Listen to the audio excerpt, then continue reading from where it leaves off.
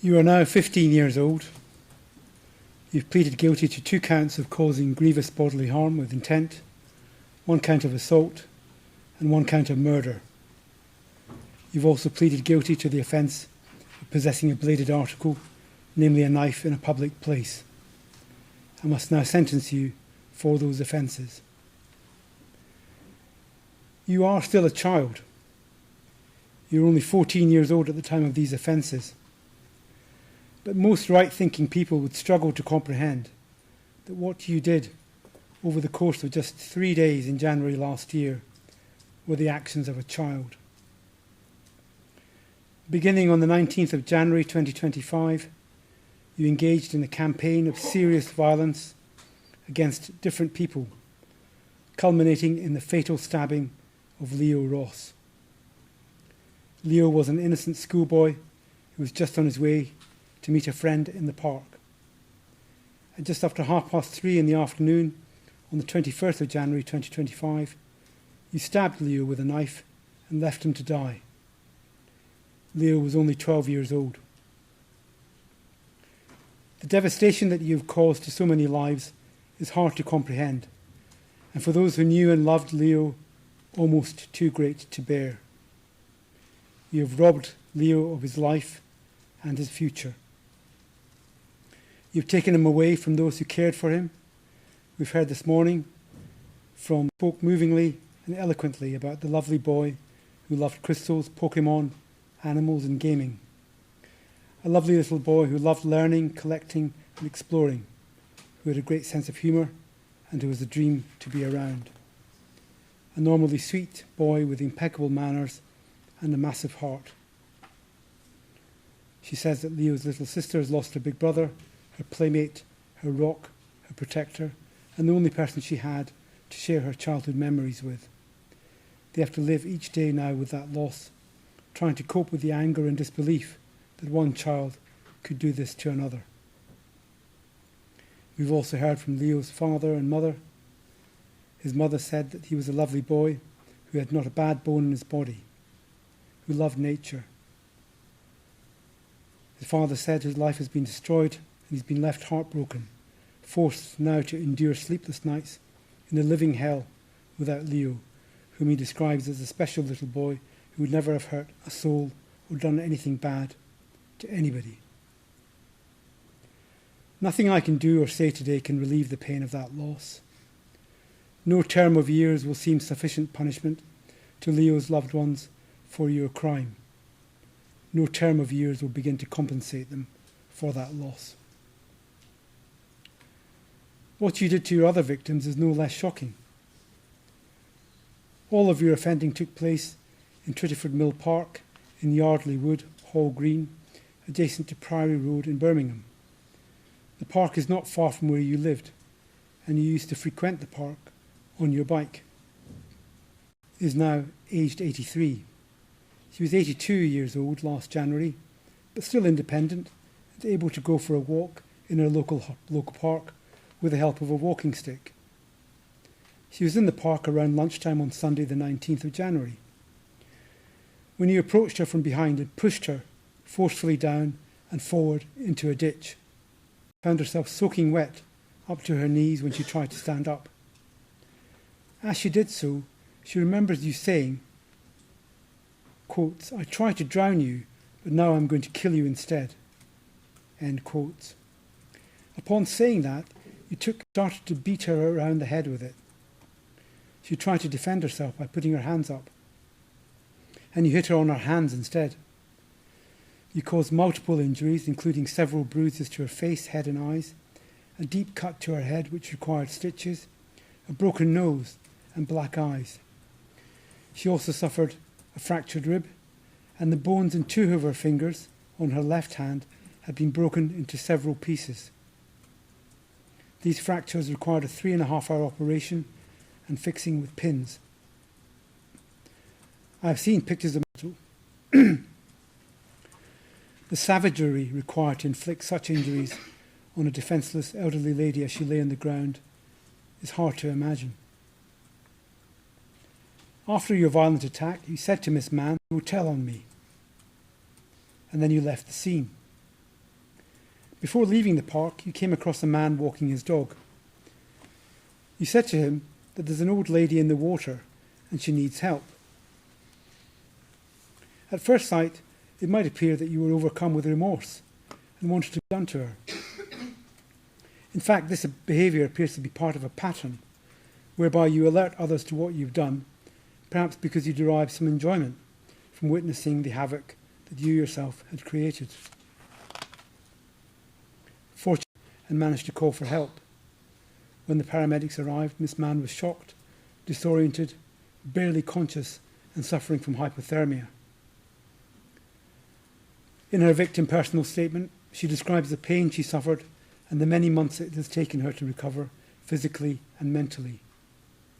Remarkably, she manages to stay positive, even though she has had to postpone or cancel many of the plans she had made for the months after the attack.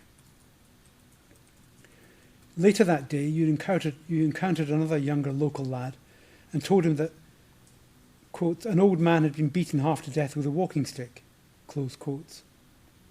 Initially, you said somebody else was responsible, but within minutes you admitted that you were the attacker.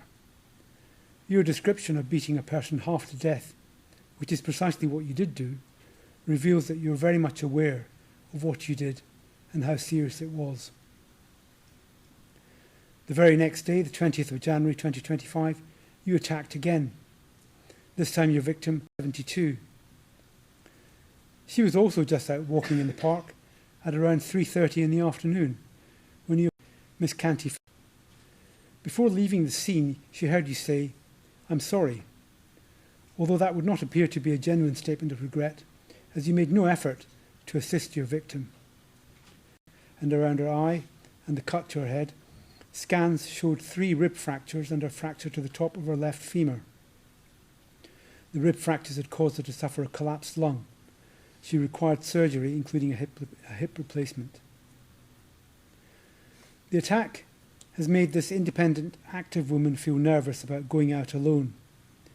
The injuries have had long-lasting effects, including numbness, pain, and constant fatigue. She feels that at her age she will never recover the level of fitness that she had before the accident. She was the figurehead at home, and this has affected her financially and her ability to help at home. By the next day, the 21st of January 2025, a pattern is clearly established, whereby you'd be riding around the park looking for a suitable victim. In a cowardly fashion, you chose another elderly lady who was also just out for a walk at around 3 p.m. that afternoon. This time you walked up behind her. She turned around and spoke to you, asking if you wanted her to move aside so you could get past. She then turned back to face the direction she was going when you pushed her from behind, causing her to fall forward onto her hands and knees and roll over onto her shoulder. You did nothing to help her. Instead, you just walked away. Miss Copleston was in some distress, but fortunately she was not seriously injured. 2 other passers-by saw that she was in distress and helped her back to her car. You rode past them on your bike, and as you did so, you turned and smiled, no doubt feeling quite pleased with yourself at the trouble that you had caused. Leo Ross had left school and was walking in the park to meet a friend at their usual meeting spot near a particular tree. The 2 friends were on their phone making the arrangements to meet up to just after 3:15. Leo did not answer his phone when he failed to turn up at the meeting point, and his friend called him. This is between 3:25 and 3:29 p.m. that afternoon. By this time, you had already stabbed Leo and left him to die. Leo was, as I said, aged just 12. Although only 2 years younger than you, Leo was much smaller than you. He was clearly a vulnerable little boy, which is no doubt why, in your usual cowardly fashion, you chose him, that a young lad had been stabbed. Some of those you told tried their best to help Leo. Others went to get or called for help. A 999 call was made at 3:39 p.m. You did not flee. Instead, you stayed in the area and watched what was going on until the arrival of the emergency services. One of the first officers on the scene was PC Niazi. You spoke to him and told him that you had been the first to find Leo, already injured and lying next to the path, and that you had alerted others to call the emergency services. Playing the innocent hero, you even gave the police your name and address before you went on your way. Once again, it would appear that you derived some sort of pleasure or enjoyment from seeing the consequences of your actions unfold. You were only thinking of yourself. You certainly showed no concern for any of your victims. You were caught on CCTV close by, where the police found the knife which you had tried to throw away. The paramedics who arrived on scene did their best to try and save Leo's life, but the stab wound was too severe. You'd stabbed Leo in the abdomen deep enough to sever a large blood vessel, returning blood to his heart. The wound was 8 centimetres deep. Despite efforts to repair the blood vessel, Leo could not be saved, and he was pronounced dead at 7:30 p.m. that evening. I have read the helpful reports produced by the probation service in your case and 2 psychiatric reports. These describe a difficult childhood where you were exposed to domestic abuse and the separation of your parents when you were very young. You've had little meaningful contact with your mother since you were about 4, and your primary carer now is your father. Your behavioural difficulty started from as young as age 2. It was not until you were about age 7 that you were diagnosed with ADHD and oppositional defiance disorder, ODD, which results in disruptive behaviour, anger and resentment towards authority figures. You have consistently demonstrated aggressive, disruptive and violent behaviour, and your violence has sometimes been directed at yourself, with episodes of self-harm. Your behaviour and history appear to indicate what's been described as a conduct disorder, but you have not had access to consistent support from health services. You have had some episodes of hearing voices, and you have said that there were voices around the time of the offences. However, the psychiatrists are both clear that your mental health was not such as to provide you with any defence for your conduct. You remain responsible for what you did. There is some suggestion in the reports that you are young for your age. However, it seems to me that your actions around the time of your offending indicate quite sophisticated and callous thinking designed to throw people off your trail or to extract additional amusement from what you had done. I do not regard your perceived immaturity as in any way mitigating what you did. It's also suggested that you've expressed some remorse for your actions. However, it appears to me that you still lack even the most basic insight into your actions. That lack of insight undermines the significance to be attached to any outward expression of remorse. You might say you're sorry, but it does not appear to me that you really understand what that means. You've been assessed as presenting a high risk of offending and a high risk of serious harm to others. Your behaviour since being detained has not shown much improvement, with numerous episodes of violence towards staff, fellow detainees, destruction of property and harm to yourself being recorded. I turn now to the approach to sentence. You are now 15 years old and you were 14 at the time of Leo's murder. There is only one sentence the law allows me to pass for the offence of murder, and that is a life sentence. Due to the fact that you were under 18 when the murder was committed, the sentence is one of detention for life at His Majesty's pleasure. I am required to specify the minimum term that must elapse before you can be considered for release on licence by the Parole Board. By Schedule 21 to the Sentencing Act 2020, Parliament has determined the starting point where a person takes a knife to the scene and commits murder. For those aged over 18 when the offence is committed, the starting point for the minimum term is 25 years. By virtue of paragraph 5A of Schedule 21, the starting point for offenders aged 14 or under at the time of the offence is 13 years detention. The fact that you took a large knife with you to the park on the 21st of January 2025 and used it to kill Leo means that the starting point of 13 years applies in your case. Having determined that starting point, I am then required to take into account the aggravating and mitigating factors that apply. Of the statutory aggravating features set out in paragraph 9 of Schedule 21, to the Act, there are two that could apply, the first being that there was a significant degree of planning or premeditation. Mr. Webster, King's Counsel, argues on your behalf that this does not apply, as your mental state is inconsistent with there being such planning or premeditation. I do not agree with that submission. Your mental state did not affect your understanding of what you were doing, and there's little to suggest that it caused you to act in the way that you did. Instead, what we see is that you engaged in serious acts of violence against vulnerable individuals who were seen to be walking alone in the park. In respect of Leo, you must have left your home that day armed with a knife. It's clear from your actions subsequently that you intended to use it, albeit you may not have known when you set out that day against whom. Whilst the taking of the knife is to some extent accounted for by the starting point, it is not inappropriate to take it into account as an element contributing to the planning overall. Your actions in the park, including riding around looking for a lone victim, did, in my judgment, involve significant planning. Your attacks were not impulsive. It also seems to me that you'd given some thought beforehand to what you would do or say after the event, in order to derive maximum enjoyment from the chaos that you yourself had created. As such, I do consider there to have been significant planning or premeditation, notwithstanding the fact that you did not have any prior connection with Leo. Although you are also a child and only 2 years older than Leo, there is no doubt in my mind that Leo was vulnerable by reason of his age. Not only was he 2 years younger, but he was also significantly shorter than you by some 8 to 10 inches. You were physically tall for a 14-year-old, whereas Leo was a small 12-year-old. That disparity in physical size and age made him particularly vulnerable.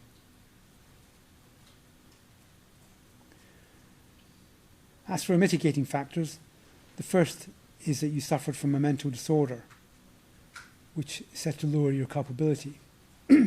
I've considered the Sentencing Council guidelines on sentencing offenders with mental disorders, which states that culpability may be reduced if there is a sufficient connection between the impairment in question and the offending behaviour. The psychiatric evidence in this regard is somewhat limited, as you have claimed not to recall the events surrounding Leo's death clearly. This is despite you having good recall in other areas. The psychiatrist, Dr. Chakrabarty, noted that your parents said you liked violence and derived enjoyment from it. This is behaviour in line with severe conduct disorder. However, Dr. Chakrabarty did not think that this would have substantially impaired your ability to exercise self-control or make rational choices.